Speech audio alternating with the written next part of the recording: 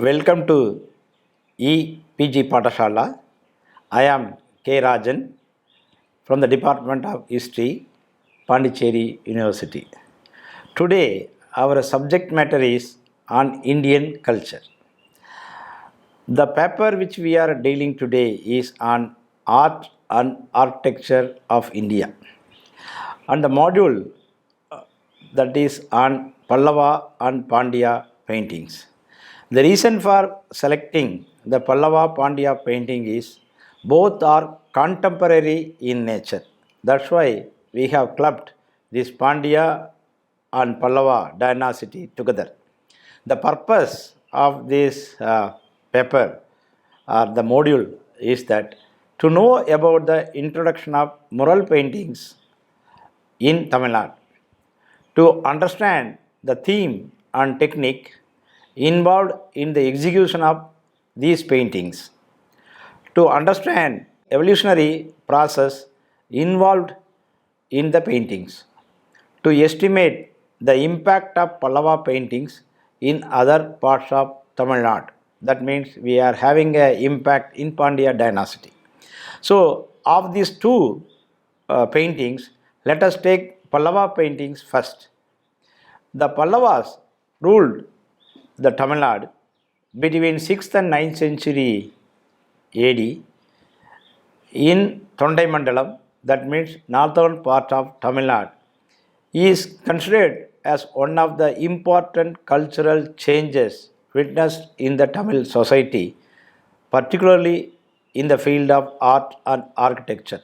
Not only in the field of art and architecture, though they introduced the rock cut cave temples, cut out monolithic temples, and construction of structural monuments, execution of mural paintings, foundation of devotional what we call bhakti hymens or sects of Alvars and Nayarmars, the establishment of rural Brahmanical institutions of Sanskrit learning, the creation of bhakti literature in vernacular language, that is what we call the whole of India, when they are all the bhakti literatures in Sanskrit and only the Pallava kingdom we had the bhakti literature in vernacular language, that is called in Tamil.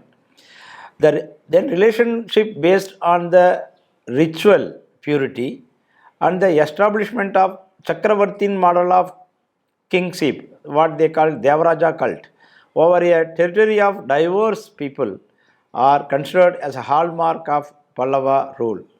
This Pallava rule also deviation from the Jain and Buddhist tradition to Hindu tradition. So, as you well aware, they have already constructed three type of monuments. One is rock cut cave temples, and second one is monolithic temples, and third one is structural temples. The same thing we could see in Pandya dynasty also. The rock cut cave temple at Mandakapattu, the Thalagirishwara temple at Panamalai, and Kailasanatha temple at Kanchipuram. These three temples yielded the paintings, the early wall paintings are what we call mural traditions. The application of pigments, the paintings made of inorganic material, as one we noticed in Ajanta paintings, on the walls of the rocky surface to create visual representation is an event in India dates back to Middle Paleolithic time. The famous Bhimbetha painting, you would have heard it. So, from the time of Middle Paleolithic until Vijayanagara times, we are having beautiful paintings in the walls of the temples. Since then, the art of painting from the Middle Paleolithic time onwards was practiced in several media right through the centuries. These mural paintings or wall paintings are found in the ancient literature, what popularly called as Sangam literature.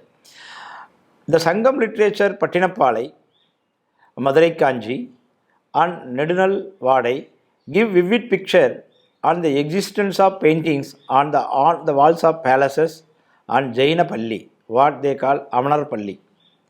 There is a reference of Pandya king known as Chitramadathu Tunjiya Nanmaran, meaning the king Nanmaran who died in the painted pavilion of Chitramadam, that is mentioned in the Sangam literature Purananur. In Paripadal, it is a late Sangam literature or what we call post Sangam literature.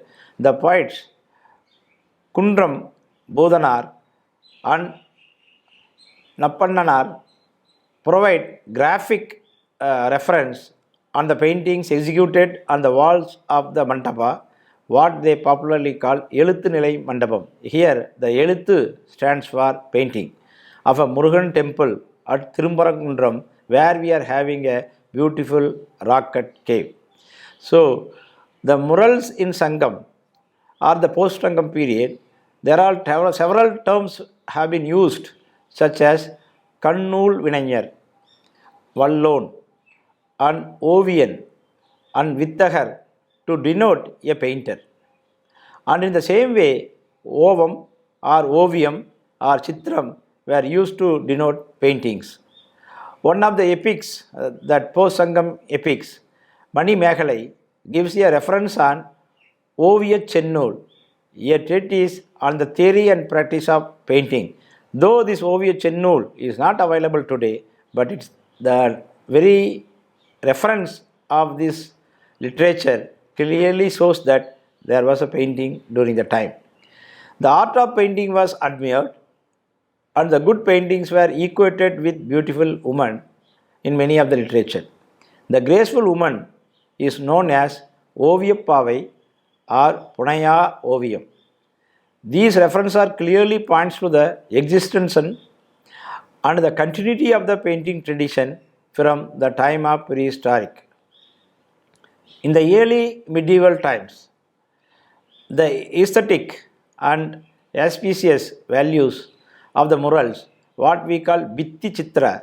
Bitti means wall, the Chitra is painting. So, wall painting is generally called as Bitti Chitra. Developed manifold due to the construction of religious monuments or temples, palaces, noblemen's houses, courtesans' residences, and dwelling of the masses. So, among the religious edifices, the Buddhist chaityas and viharas excavated in the Deccan area were vividly painted, and the murals of Ajanta are undoubtedly the foremost one. The paintings noticed in the earliest rock-cut cave temple at Badami, the cave number 3 in Karnataka, executed by the early Chalukyan king Mangalesha, and the painting noticed in the Jain temple at Chittanavasal, again executed by the Pandyas near Pudukkottai in Tamil Nadu, is almost considered as the tradition of the Ajanta paintings. In the case of Pallava mural traditions, as we have seen in these 3 temples at Thalagarishwara and Panamalai and Kanjivaram, these murals are noticed in the walls of the Kailasana temple at Kanjivaram, as we have told you. Then Thalagarishwara temple at Panamalai, both built by the Narasimhavarman II. The provided an ample scope for understanding the murals of the Pallava times. The Pallava king Mahendravarman and Narasimhavarman II played a greater role in the creation of paintings on the walls of their monuments. Mahendravarman I himself called as Vichitra Chitta, that means a curious-minded person. And again, he is also known as Chitrakara Puli, a tiger among the painters. It clearly shows his inclination towards the painting. The first title he might have probably, that Vichitra Chitta, might have attained on the creation of rock-cut cave temples for the first time in Tamil Nadu for the Hindu gods Brahma, Ishvara and Vishnu at Mandakapattu, where his inscription is clearly depicted. The second title, Chitrakara Puli, is definitely bestowed upon for his love towards paintings. Among the three temples, what we have seen at Panamalai and this Kailasanatha temple, these Kailasanatha temple paintings are very famous. It's built by Rajasimha, the Narasimhavarman II, who also constructed the temple at Mahabalipuram, the famous Shore temple. And his son, Mahendravarman III, has actually completed this Kailasanath temple at Kanchipuram. The Pallava inscription praising the Rajasimha or the Narasimhavarman II in 12 verses engraved outside the main shrine of this temple. The Kannada inscription of Chalukyan king Vikramaditya II also engraved on the wall on the Mandapa pillar. So this is the Kailasanath temple, and you could see that a Vimana in the background raised above the Shantam Shantorium, and in the front you are having a Gopura just emerging. In a Shore temple we have seen that the elevation is little low, and in this Kailasana temple it has been raised little high, so that this Gopura concept has developed from these temples.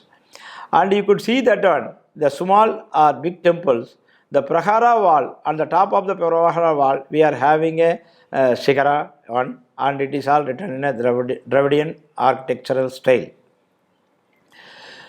This Kailasanath temple, the inner wall or inner side of the Prahara wall, extended a series of miniature shrines. So, this Dvitala Vimana adorning with the sculptures of Saivist and Vaishnavite. So, all along this inner side of the Prahara wall, we are having a miniature shrines. In these miniature shrines, we are having excellent paintings. So, the Kailasanatha temple is one of the largest temple complex of the Pallavas and one of the largest painting complex of the Pallava times. The 4-story temple is essentially a square Vimana with octagonal Griva and Shikara. The Aditala of the main Vimana has double wall, and that's why it is called Sandara type. When you are having a Pradakshinapada going around a Shantam Shantorium, that is called Sandara type. If you are not having a Pradakshinapada, if it has the Shantam Shantorium is consists of a single wall structure, then it is called as Nirandara type. So, this space in between the outer wall and the inner wall of the Aditala is roofed by flat slabs on which rests the superstructure. The Garbhagriha has a Somaskanda panel on its rear wall, and the Shantam has a Dharalinga in a black stone. All along the inner faces of the Prahara are built a series of 58 small Dvitala Vimanas, all except 2 being square and of the Kuda type. So, this is the unique feature of this Kailasanath temple. The inside the Prahara wall, we are having a series of Dvitala Vimanas in which we are having a paintings. The cells of the many of these Dvitala Vimana or the temples has traces of old paintings on plain wall. The Archaeological Survey of India superintending archaeologist P.S. Sriraman, who examined the paintings, classified them all into 4 groups. The first group of paintings, according to him, is characterized by a ground consists of thick plaster. The main theme portrayed is predominantly individual deities or gods such as Shiva and Brahma. The representation of God is tightly composed in the available rectangular frame. The background visible over the shoulder of the individual figure or the deity is allocated with a motif of arch. So, running around the head of the deity or the god from one shoulder to another shoulder, this arc is running really from one shoulder to another shoulder. The background gap between the head and the arch is invariably filled with the green pigment. Very interestingly, the gaps are filled with the green pigment. The area outside the arch is filled with red pigment. So this contrast makes this painting so beautiful. The fly whiskers or chowri bearers are generally depicted on either side of the figure on the red background. The pigments of the paintings were chosen with a shade of pattern. The red and yellow color used for the figures, whereas the green was used exclusively for the background. A common feature of this group is that thick lines were drawn in brown ochre and the color pigments were applied so roughly that they either overflowed the lines or did not fill the indented area. There is evidence to show that a thin layer of lime plaster applied over the earlier ones, irrespective of its good condition, and were painted again. These are classified as Group 2 paintings. The cell 27 carry a complete figure seated in a Sukhasana posture on a throne with a massive backrest. The right leg hanging down and rested on a padapita, while the left is bent and placed on the seat. The front right hand is in Chin Mudra. The rear right hand holds a rosary. The figure is well adorned with neck and arm ornaments. There are two fly whiskers flanking on either side. The red pigment predominates other colors, which includes green for the background and the shades of brown and white for the precious stones in the ornaments and furnitures. So the painting was in good state of preservation as on today we could see at Kailasana temple at Mahalipuram. The second layer belonging to group 2 was executed over it. That's why P.S. Sriraman assumed that this is group 2 paintings. The second superimposed layer could not stick to the ground properly. So as I told you, students, we are having a series of painting, 4 groups of paintings, and among them I have explained so far that first group of paintings. How they have decided the second group of painting is it's based on the superimposition on the first layer of paintings. Therefore, now this second group of paintings is preserved in patches over the underlying the first group of paintings. Though the theme involved in the latter layer could not be identified due to poor preservation. When compared with the first layer and the second layer is not well preserved, whereas the first layer is well preserved. So, the available patches of the second group of painting suggest that they are different from the earlier layer. The other pieces of comparatively well preserved paintings are the Dakshinamurti in cell number 26 and Brahma in cell number 28. In the second group of paintings, the characteristic feature of this group of paintings is that the sketch of the intended theme is drawn in brown ochre over a thick and smoothly finished lime plaster. A layer of fine lime plaster of silky consistency is then applied over the lines. On this layer, the final lines is in brown ochre are redrawn faithfully following the original lines. As per the theme and the scheme of lines, the pigments like mostly yellow, red to bright orange and green are used. In case of paintings of this group executed over the paintings of group 1, the preparation of ground and drawing of baseline was avoided as the background was already prepared by the earlier group. Instead, a thin layer of finely ground line plaster is directly applied over the previous painting. Then the lines are drawn and pigments applied according to the chosen theme and composition. This group of paintings applied directly over the surface is comparatively well preserved than the one applied over the earlier paintings.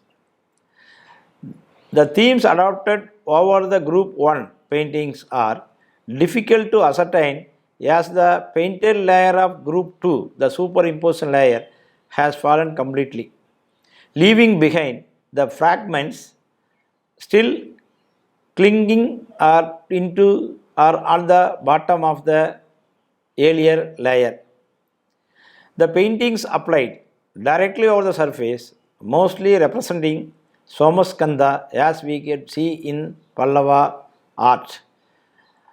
These are well preserved in the 3 cells, number 23, 41 and 43. The Somaskanda panel depicted in cell number 23, the pigment layer over Uma, Skanda and part of Shiva and Vishnu alone are well preserved. In the remaining portion, only the underlying sketch is visible, providing a chance to conclude that the overhead pigmented layer faithfully followed the original sketch. The beauty of Uma's position or posture is something extraordinary. In cell number 41, the line sketch of Somaskanda figure is partly preserved and red ochre was filled uniformly over Skanda. In cell number 43, Vishnu is shown holding a dish with colorful flowers. The third group of paintings, when compared with the other 2 groups, all the cells of this temple are relieved either with a bas relief sculpture of Somaskanda or a king and a queen. At several points of time, they were covered with layers of colored stucco. The colors were applied over a coat of very thin, finely grounded lime paste. The painting of these groups are marked by the use of a blue pigment, which is rarely seen in earlier paintings of Tamil Nadu. So, the blue color is introduced in a later period. The blue pigment or the blue color was used in the background to highlight the figures. The range of other pigments used in this group of paintings is yellow to red, while the building lines or the bounding lines or the covering lines as usual are in dark brown. Green was as usual used for filling colors or filling the circular designs in pedestal and in the jewelry. It is very difficult to ascribe this painting to any time bracket, but similar bold lines in dark brown were carved without reliefs of Vishnu and Brahma. The Somaskanda panels were carved without the reliefs of Vishnu and Brahma, as we told earlier. However, these figures were introduced in the background in paintings to make the panel complete. The details are very much similar to other Somaskanda sculptures of the Pallava period. So, dear student, this Somaskanda panel is one of the unique features of Pallava art.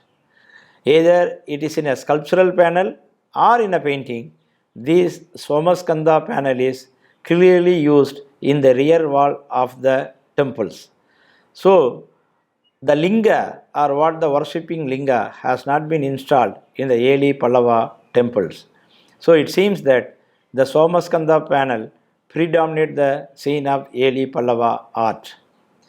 In the same way, the fourth group of paintings are merely sketches in different shades of ochre like a red, brown and orange on thick lime plastered ground. In cell 25 and 34, the sketches are drawn in a clustered fashion, one overlapping the other, indicating that they were executed at different times and not conforming to any common theme. It looks as if the painters had tried their hand as a lead up to the drawing main pieces. The cell 9 is important as the sketches are drawn after applying different layers of finely ground lime laid one over the other. The cell number 17 contains a sketch of a beautiful face of a royal figure with a disarming smile. Interestingly, this was drawn on the stone surface itself with another layer of painting done above it. In the cell number 25, on the southwestern corner of the cell, a brilliant face of a royal person and a playful Gana are shown. The cell number 34 contains the sketch of Mahapurusha as identified by Shivarama Murthy, the former director of Indian Museum.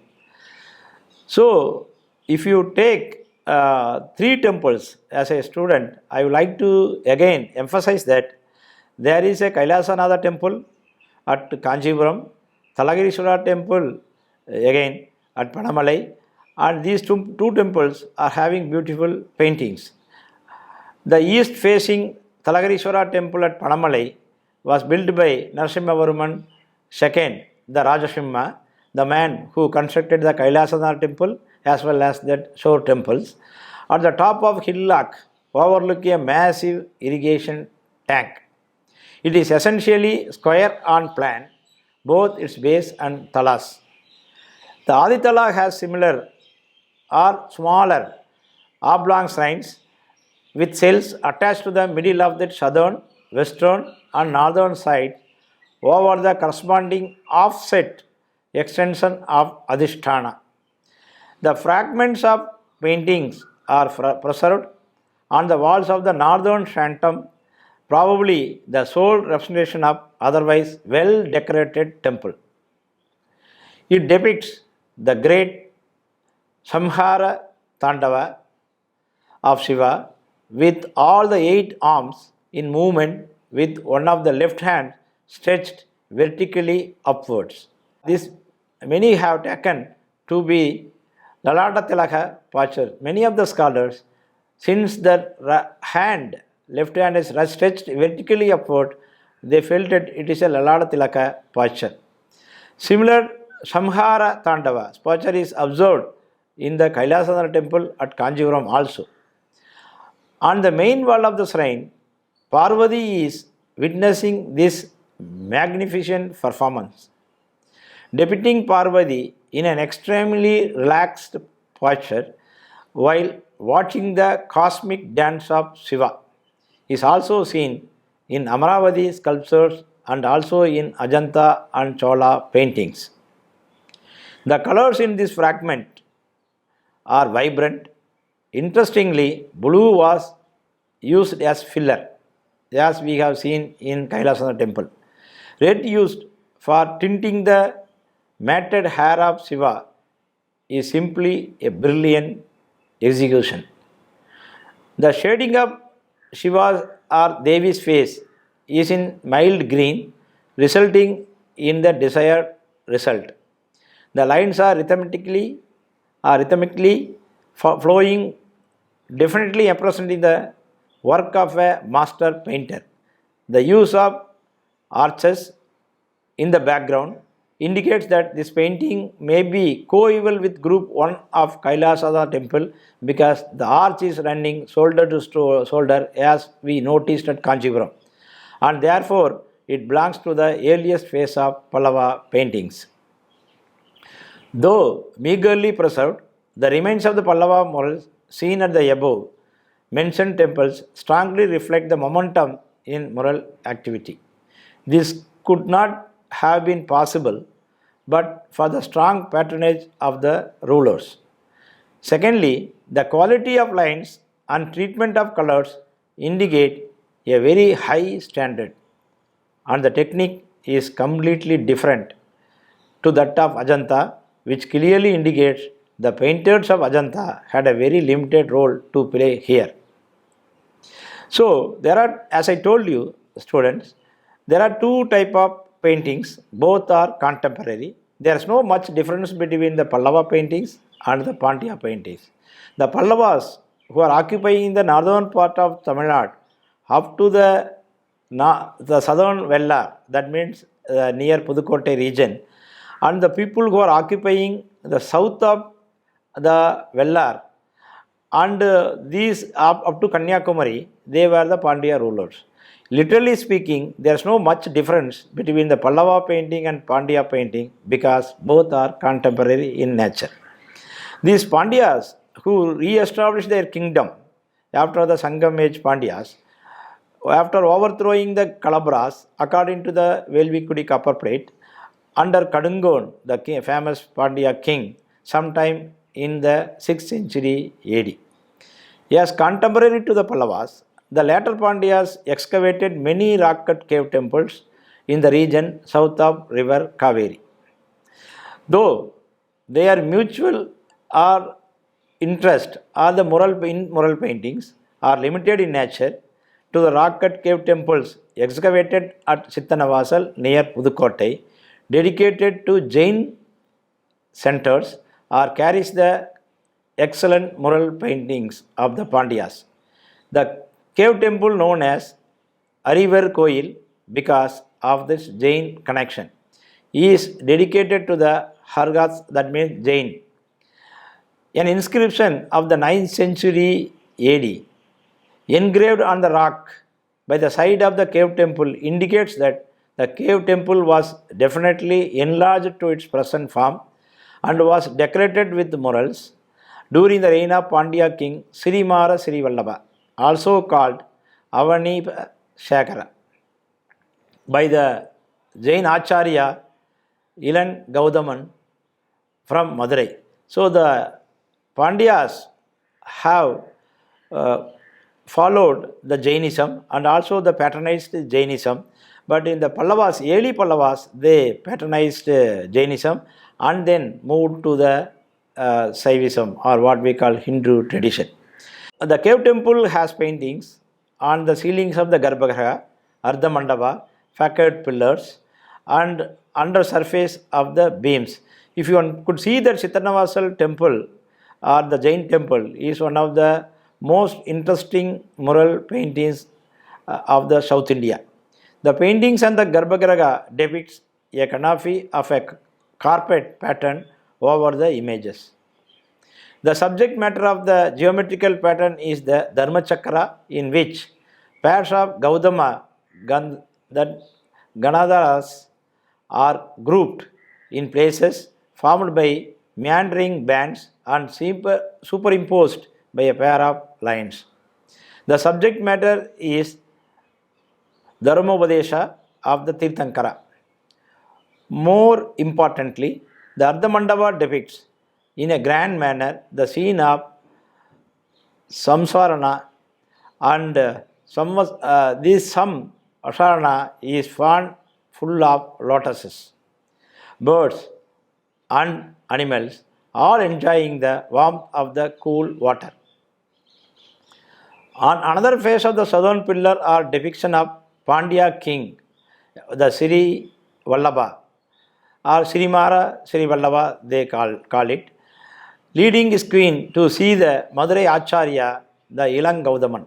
So the Ilang Gaudaman is one of the famous Jain sages during his time. The aesthetic was painted in between the kings and the queen. The headgear of the king is elaborately drawn.